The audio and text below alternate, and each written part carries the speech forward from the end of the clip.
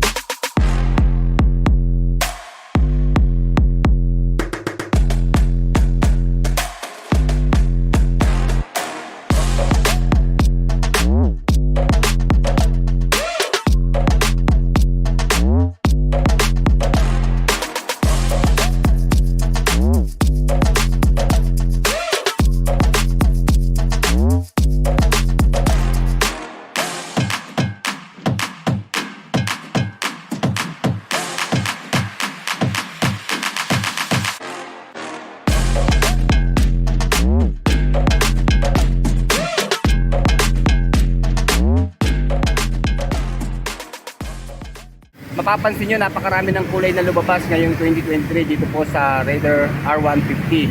So wag po kayong palilito dahil meron po siyang dalawang edition, isa pong rugged saka sport. So sa rugged edition po, meron po siyang kulay na metallic matte stellar blue, candy matte bordeaux red, at saka yung metallic matte fibron gray. At doon naman po sa sport edition, meron po siyang titan black at pearl bright ivory. Ito po yung Pearl Bright Ivory, Sport Edition po ito. And then yung dalawa po, dito po yung Rugged Edition. Pero dito po sa kulay gray, meron po itong, may mas latest pa po dito na Rugged version. So ito po yung naunang kulay nila. Ngayong December 2, 2023, i-update naman po natin itong si Suzuki Raider R150. Sa looks, malaki po pinagbago, lalong-lalo na dito sa kanyang headlight. Mas naging maporma man na po ang kanyang headlight. All LED na po dito sa kanyang headlight. And then dito naman po sa kanyang turning signals, naka-valve po siya. And then dito po, kung di ako nagkakamali, DRL po ito. And then yung kanya naman pong logo ng Suzuki, yan, letter S. And then ito pa ho isang emblem ng FI, fuel injection na po siya. Bali nasa loob po yung mga carb type. Mamaya pupuntahan natin dahil naka-promo po yung kanilang carb type. Okay, ganun pa rin naman po ang sukat ng kanyang gulong dito sa front. 70 by 90 by 17. And then IRC tire na po siya. Siyempre tubeless po ito. And then ang maganda po sa kanya, yung kanyang mag wheels, ayan, kulay blue. Tumerno dun sa kanyang kulay ng mga decals. Okay, wala siyang mga graphics or sticker dito sa kanyang mag wheels. Okay naman, malinis tignan yung kanyang blue na kulay. And then ito, bilib ako sa kanyang front disc. Napakalaki po ng sukat. And then may kapal po ito na 3.5 mm. Ayan, kaya matagal to numipis. And then naka dual piston caliper naman po siya. And then telescopic fork po na front suspension. And then tignan naman natin yung mga decals dito po sa candy matte bordeaux red na kulay. Okay, dito po sa kanyang side profile, mapapansin natin sa decals. Ang dami niya po na specs na nakalagay dito. Unang-una yung kanyang brand name, Suzuki. And then dito sa baba, ayan, dual overhead cam na po siya, 4 valve. And then ito ho, isa sa kanyang special feature, yung Suzuki Advanced Twin Spar Frame. And then ito po yung kanyang model name na Raider. And then displacement na R150. Okay, dito po nakasulat pa po yung kanyang isang specs na liquid cooled na po siya. Okay, ayan, malaking R150 sa kanyang side profile. Okay, saan pa ba? Okay, check natin sa kabila. Okay, ito po yung rugged edition niya. Okay, dito naman po tayo sa sport edition. Pareho lang naman po sila ng decals. Ayan, 6-speed na po siya. At medyo matingkad po yung kulay ng kanyang decals. Kulay orange po siya. Kaya basang-basa. Kanya naman pong taillight, stoplight, turning signals. All bulb po ang ginamit. Ayan, kita naman natin yung kanyang mga bumbilya. Hanggang dito po sa taillight. And then sa kanya naman pong rear tire, may sukat po na 80 by 90 by 17. And then medyo maliit po yung kanyang disc dito sa rear. Naka single disc po siya na meron po siyang single piston caliper. Okay, brand Toki to. And then sa kanya naman pong rear suspension, monoshock na po siya. Ayan, hindi lang po masyadong kita at nakatago siya. Okay, ayan po ang kanyang brand, Showa. At ayan, mataas po yung kanyang coil spring. Sa kanya naman pong stock na muffler, pansin nyo, meron po siyang metal na headguard. Hindi po siya chrome. And then dito po sa kanyang tip, ayan, terno po siya ng material na ginamit. Ayan, hindi po tayo mapapasa dito. Yun lang, napansin ko, sana pinahaba na to, ano po, para fully protected tayo sa kanyang muffler. Pareho pong foldable yung kanyang mga footrest dito ho sa ating back ride footrest hanggang sa riders footrest po. Kaya yan, yun lang po, medyo matulis po. Sana may rubber, di po ba? Gawa po kasi ito ng alloy, medyo matigas din po ito.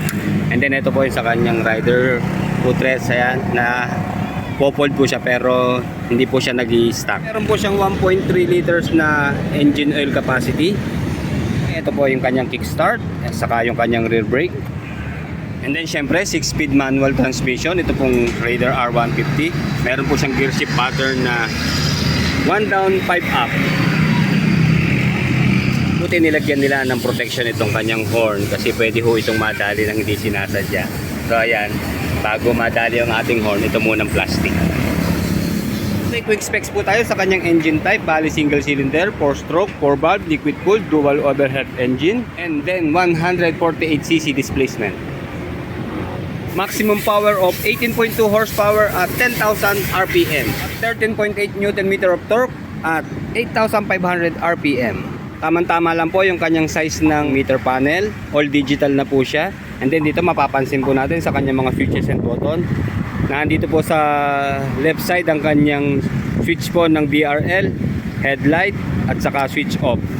And then ito po yung kanyang high beam, low beam, left and right turning signals, horn, at ito po sa kabila nagsosolo po yung kanyang electric starter power button. Then yung kanya naman pong upuan, mapapansin nyo makitid lang siya. Okay, bali one tone lang ang kanyang seat cover. Okay, magaspang naman at okay lang ang tabas, tamang-tama lang po. Meron po siyang seat height na 765 mm, and then sa ground clearance naman po nasa 150 mm. And then sa kanya naman pong dry weight, nasa 109 kilos. Napakita po sa atin ni Sir NJ yung kanyang compartment at saka yung kanya naman pong under seat. Okay, dito unahin po natin sir dito sa compartment. Ilan ba ang capacity nito sir? Okay, meron siyang maliit na compartment dito. Mga pwede rin cellphone, ano, saka papel, saka ilang basic tools. Ayan, meron po siyang max load na 1.5 kilos. And then dito po sa kanyang U-box, okay, wala pala siyang U-box. Bali dito po nakalagay ang kanyang battery pack. And then sa kanya naman pong fuel tank capacity, meron po siyang 4 liters na full tank. And then sa fuel consumption, manufacturer's claim, nasa 50 kilometers per 1 liter. Pero meron po tayong nabasa na fuel eco run naganap sa Davao del Norte na napaabot po hanggang 99 kilometers per 1 liter. Sana all. Pero hindi, syempre doon po tayo mag-rely sa 50 kilometers dahil yun po talaga ang manufacturer's claim. And then sa top speed, wala na sigurong ku-question sa bilis nitong si Suzuki R150. kung bakit siya nabansagan na hari na underbone. Umaabot po sa all stock po ng Suzuki Raider R150, 145 kilometers per hour. Marami po tayong dapat i-consider para sa ating pagpapatuloy ng motorsiklo. Unang-una, syempre, check po natin yung ating mga gulong. Baka naman kulang sa hangin o sobra sa hangin, nakaka-apekto po yun sa ating bilis ng takbo. And then pangalawa, maintain po natin yung ating bike regularly. Kumbaga, yung change oil niya, kung ano pang dapat linisin, dapat lagi ho nating inaalagaan para ma-maintain po natin yung bilis. And then syempre, isa pa po yung pagdadrive ng steady speed. Yun po ang isa sa nakakatulong lalo na sa ating pagtitipid sa gasolina.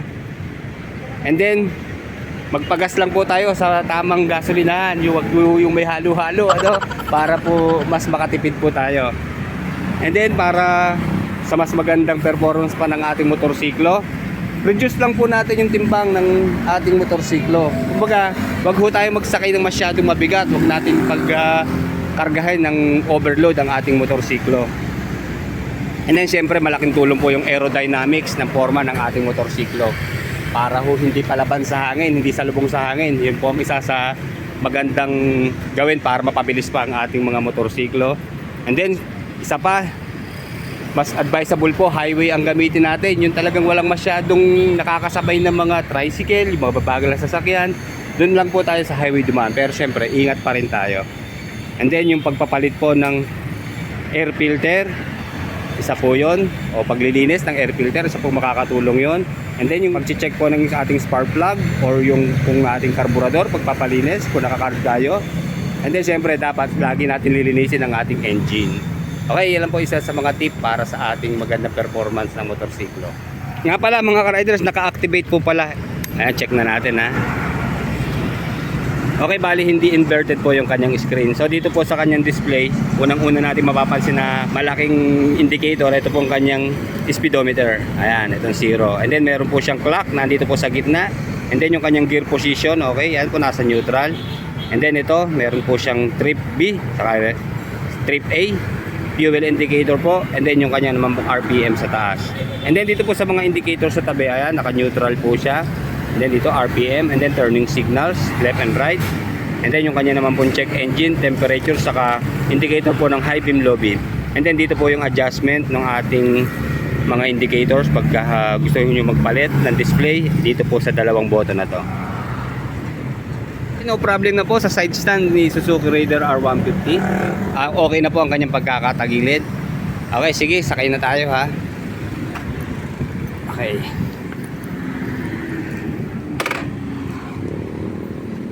Tama-tama lang po sa height natin na 5'8". Nakatayo po tayo dito sa gitna.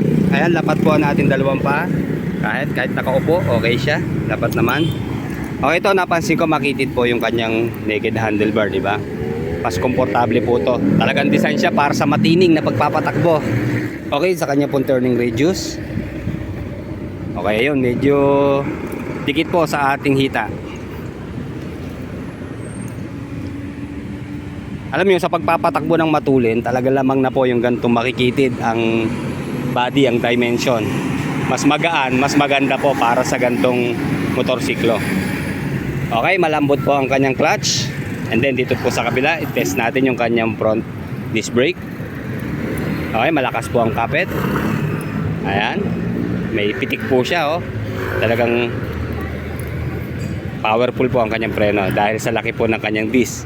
And then testingin po natin yung kanyang rear brake. Okay, almost the same po siya ng timpla, yung lakas ng preno.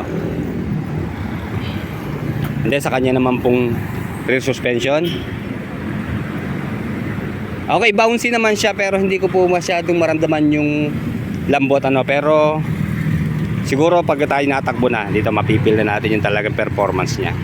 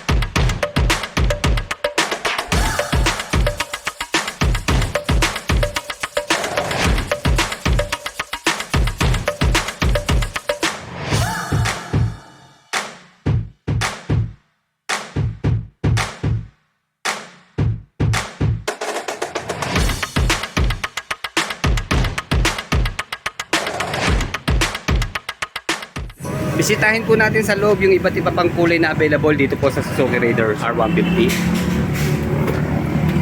Okay, nandito pa rin po si Bordeaux Red.